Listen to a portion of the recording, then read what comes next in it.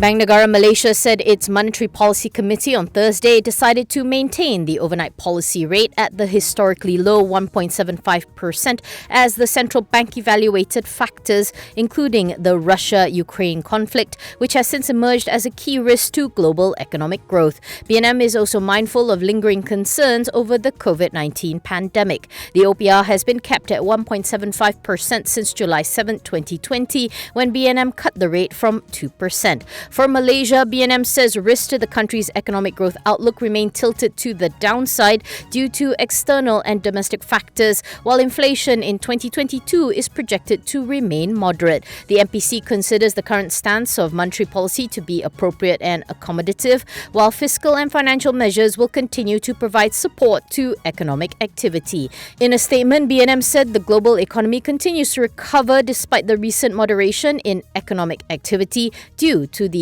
Omicron variant-driven COVID-19 resurgence. The overall recovery trajectory largely remains on track. Despite the challenging environment, the Malaysian economy expanded by 3.1% in 2021 from a year earlier. Looking ahead, BNM says Malaysia's economic growth recovery was strengthened in 2022, driven by the expansion in global demand and higher private sector expenditure amid improvements in the labour market and continued targeted policy support. The expected reopening of international borders would also provide further support to economic recovery. According to the central bank, Malaysia's 2022 headline inflation, as measured by the Consumer Price Index, is projected to remain moderate as the base effect from fuel inflation continues to dissipate. The country's core inflation is expected to normalise to around its long-term average as economic activity continues to pick up amid the environment of high input costs. BNM says the inflation outlook continues to be subject to global commodity price developments amid risks from prolonged supply-related disruptions.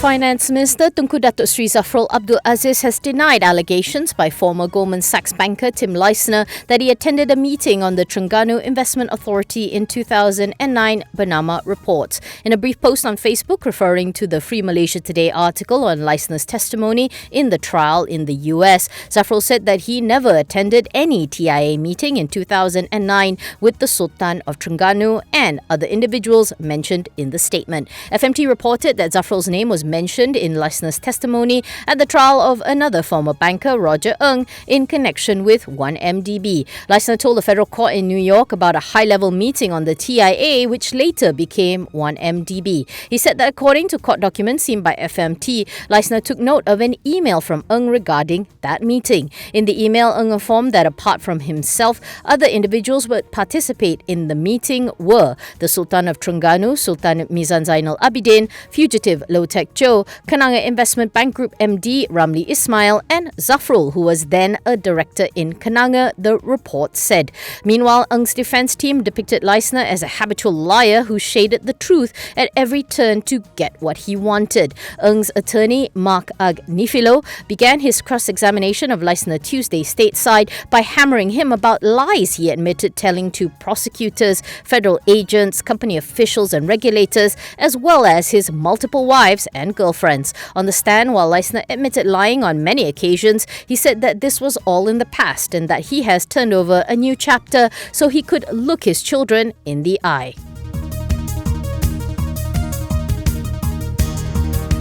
PPB Group sees challenges on many fronts in 2022, from the spike in commodity prices to the labour shortage situation in Malaysia, which will affect several of its business segments. During a briefing, MD Lim Soon Huat says the ongoing tension in Ukraine has and will contribute to more uncertainty to the global commodities market. He says that there is a surge in demand for goods since the global economy reopened, and there is a mismatch of supply, causing a supply bottleneck and driving up prices, which has hiked inflation.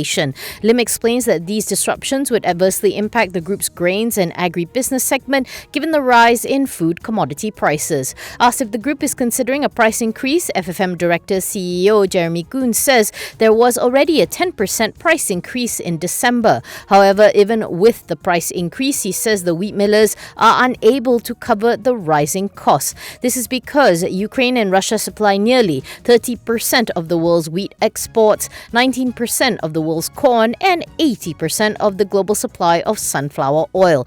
Gun further says that the farmers with cash currently would not dare to plant in fields in a war zone and that some of the farmers are taking up arms to defend Ukraine. Lim says the group will be walking a tightrope between consumer sentiment and dealing with the rising cost of doing business, warning that consumers have no choice but to brace for higher prices. However, he says the group will be considerate and fair in hiking prices. Raw material prices aside, several of PPB's businesses are also affected by the current labour crunch, with FFM, for example, facing extreme difficulties in procuring manpower. Despite the headwinds, PPB expects several of its business segments to perform better this year, including its film exhibition and distribution and environmental engineering and utilities. Lim adds that the spike in CBO prices would be positive for Wilmar International's upstream business, which will contribute greatly to the PPB group.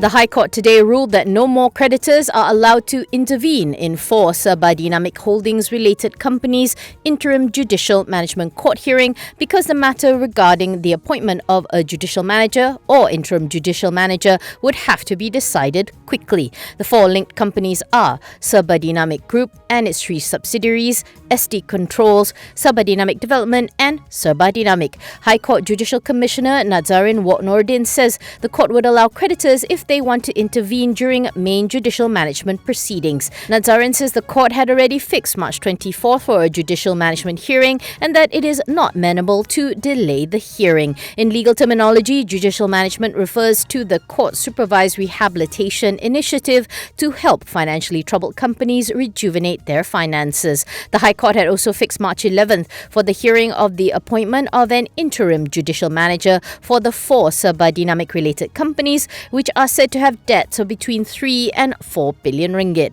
The court had initially fixed March 3rd for the joint hearing to appoint an interim judicial manager for the four companies. However, due to Orion Aerotech Engineering and Trading's application to intervene in the interim judicial management court hearing, this had to be deferred to March 11th. It was revealed that Serbadynamic Development owes contractor Orion Aerotech 6 million ringgit.